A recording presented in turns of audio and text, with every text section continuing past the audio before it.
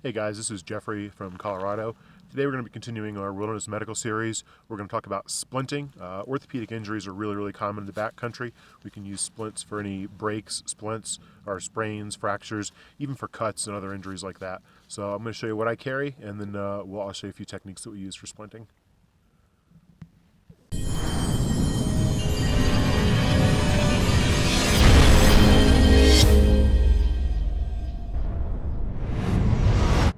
So we're going to talk about the technique of splinting. It's important to understand that we're not going to do this first.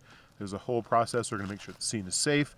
All the components of the scene size up. We're going to do our primary assessment, so we're going to look for any life injuries. We're not going to be distracted by some of these orthopedic injuries that could look really bad, but not going to threaten their life. So during that primary assessment, if they got a broken arm, or a dislocated or a really nasty looking arm or a leg, if it's not bleeding to death, if they're not bleeding to death from it, then just note it and go through. So for this, we've done the primary assessment, we've addressed any life threats, we've started or at least are working on the secondary assessment, kind of getting a sample history and things like that. And now we've got for this example, just a forearm injury, really common out here.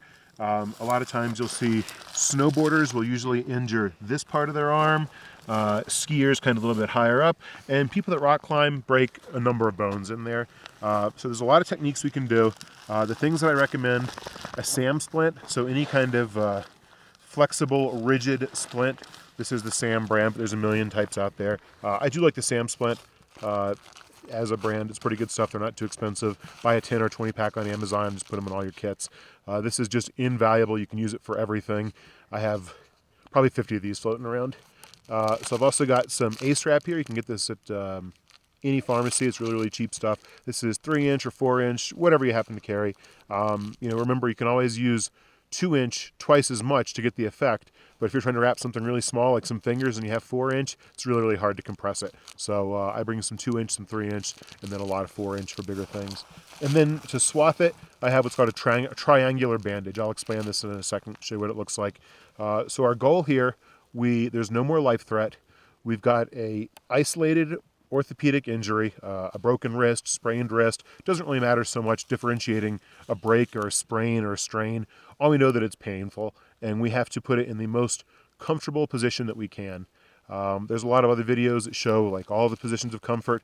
The patient is going to know what's going to hurt and what doesn't. And if they just took a cartwheel on the or a snowboard or whatever, and they're sitting like this, that's how they want to be. Their body is telling them this is the least pain. They're not going to put it voluntarily in some position where they're having excruciating pain.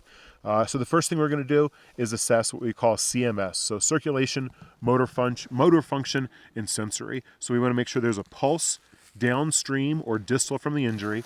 So for this, and we're just going to say there's a deformity right here. He was rock climbing, he fell.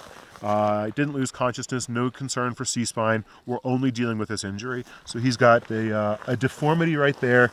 Really hurts, it's swelling. So I'll check CMS. There's good pulses down here. I can look at his fingers. I can press in and blanch his finger and let go, and you can see how quickly that goes from white to pink again. And he can move his fingers. So move your fingers, and yeah. So you want to check for pulse. You want to make sure they can feel you touching them, and you want to make sure that they can respond to inputs. If you say move your fingers, they should be able to move their fingers. After we've done that,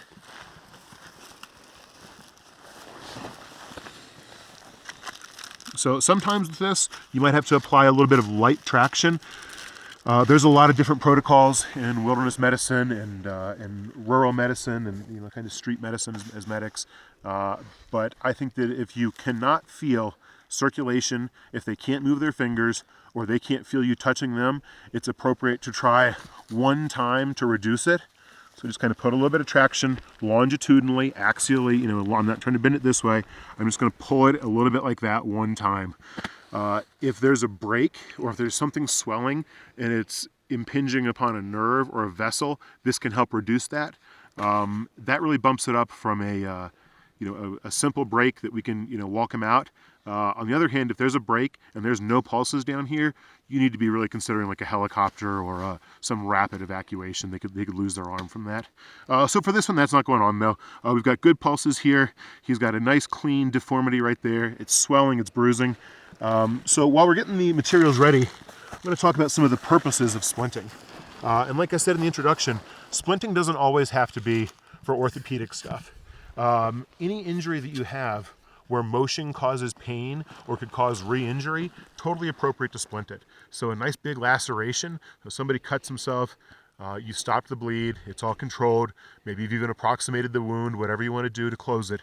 Now you want to splint that, so when they're walking out, they're not going to bang it against anything. A splint that's properly applied can help control swelling, which controls a lot of pain. So we're going to immobilize, we're going to apply compression, which helps with all types of injuries, and we're going to prevent it from other injuries. So in this one, the most comfortable position for him is most likely going to be like this. So this is it's called a posterior arm splint using a sugar tongue. So the splint is going to start with any break you want to immobilize above the nearest joint and below the nearest joint. That's the only way to really immobilize this. So we're going to splint from at the middle of his hand, right where his hand joint is, the metacarpopharyngeal joint, down to about 2 inches above his shoulder, 2 inches on the humeral plane right here. So once this is all splinted in a position of comfort for him, it's going to reduce that pain, it's going to mitigate any potential future injuries, hopefully, and put some compression on there to keep the inflammation down. So got it right here. One thing that I see is people rushing through splinting. Take your time. It's better just to put it on one time. Even if you have one little like frayed or bunched up piece of ace wrap in there, that's going to rub on them and it's just going to suck for them. So do it right the first time. The guy's not going to die. We're in a safe environment. He's got no life threats. So the ideal way to do a forearm is to have them lie on their back, but it's not really appropriate out here. He's probably going to get more injured laying in here and all this cactus and everything. But if you could have them lay totally on their back with their arm bent in the position that you want it and work on it like this, that's a really good way to do it. But no big deal, we can make it work in this position. Stretch it out. So this SAM Splint, it's very, very flexible until you bend it. And once you bend it, it loses that flexibility. So our goal here is to immobilize from the MP joint down to here and make it as comfortable as possible. So the first thing I like to do is roll this end, because we've got to wrap his hand around there. We call this the beer can position, or in his case, the soda can position. So just like he's holding a soda can. That's a pretty comfortable position. If you splint in an extreme position like this, which you wouldn't do, it's too extreme and it's uncomfortable, you can cause the nerves there to be damaged by being hyperflexed or hyperextended. So this is a nice, comfortable position. And, if he wants to drink water or something, he can still do that. So this is the position we're going to be going from. So, down, good, right up to there. So we'll roll this a little bit more so he has something to hold on to. This is a nice long one. They make these SAM splints in a lot of lengths.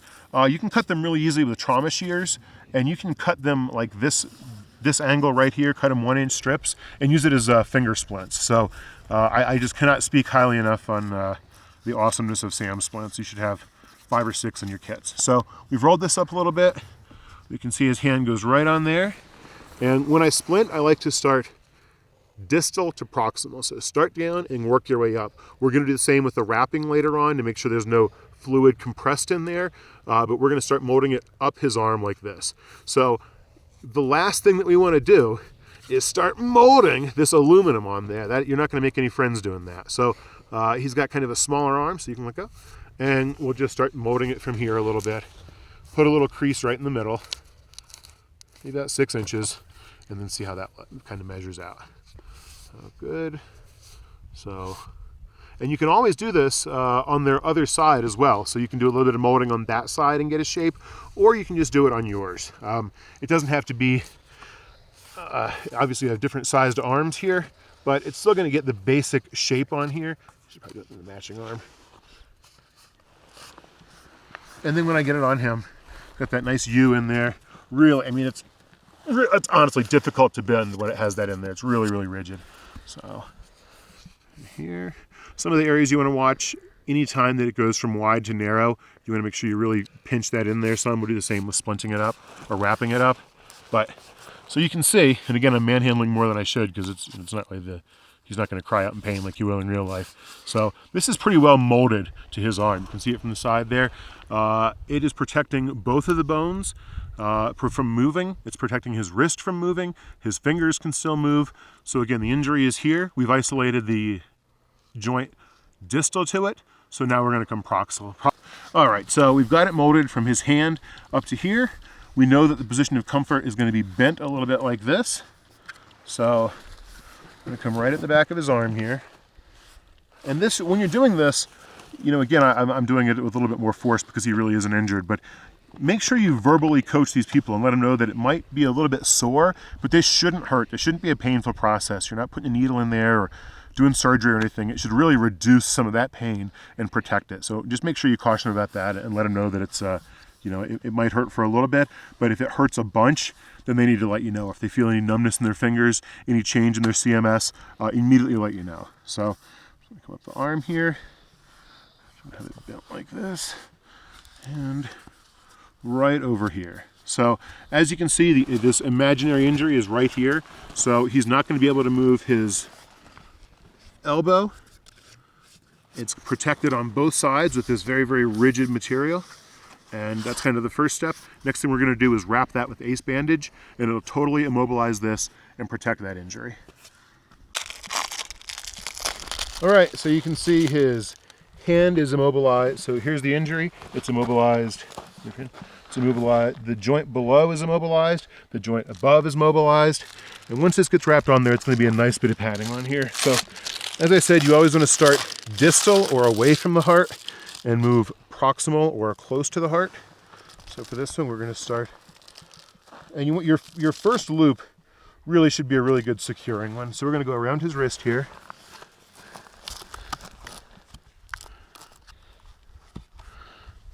Through here. Move your thumb out.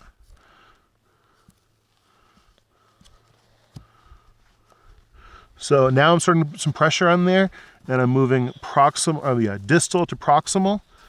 You really want to make sure you do this so you're not trapping any fluids or any lymph, well, just fluids really. So that's this more.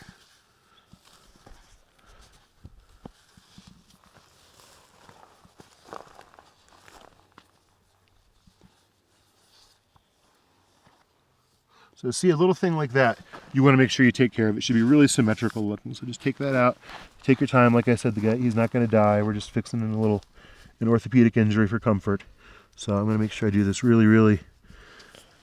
There we go.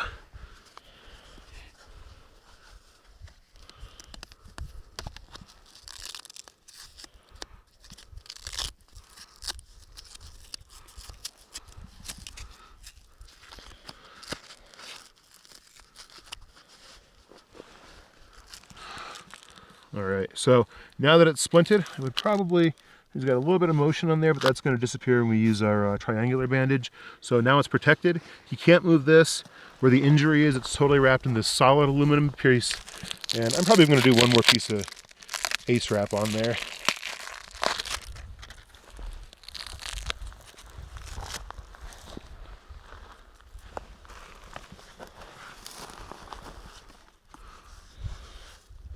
So again, the top of the ACE wrap is about 2 inches above there, about up his humerus.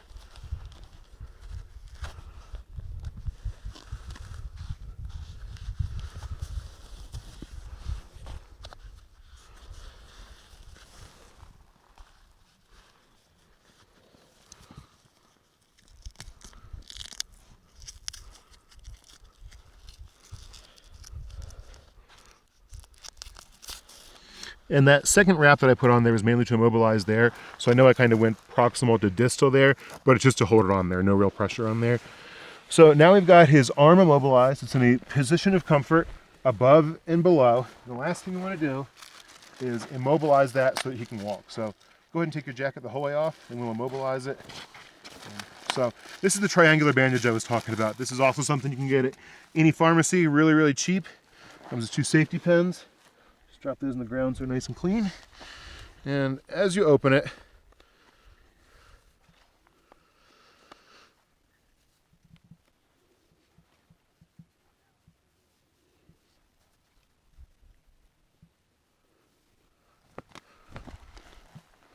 a triangular bandage.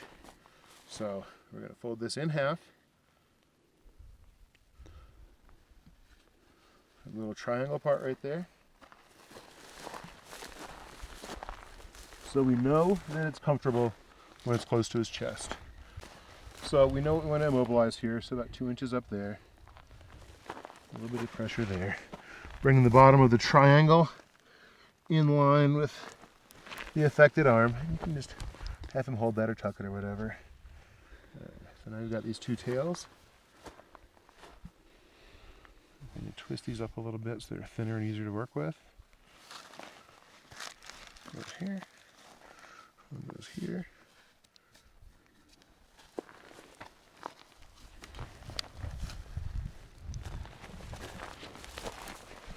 And we just tie this off here, making sure, of course, to not choke him to death. So when we look from the front, we always reassess our interventions, right? So the first thing we're going to do, CMS. Can we still see that his nail bed blanches and then turns to pink, right? Good. Can you wiggle your fingers for me? And you can feel me touching your hand. Good. So it's immobilized. It's nice and tight on here. We can provide him some education on using this splint if he wants to make it tighter. A lot of people really want this position as tight as they can, especially if you're not climbing out or anything. So just let him know that, that he can adjust that as he wants to. And of course, the tighter you tie this, the more it moves the front of the arm up. So a position like this, it's a really good position. So that's just kind of an overview for how to use a splint for a forearm.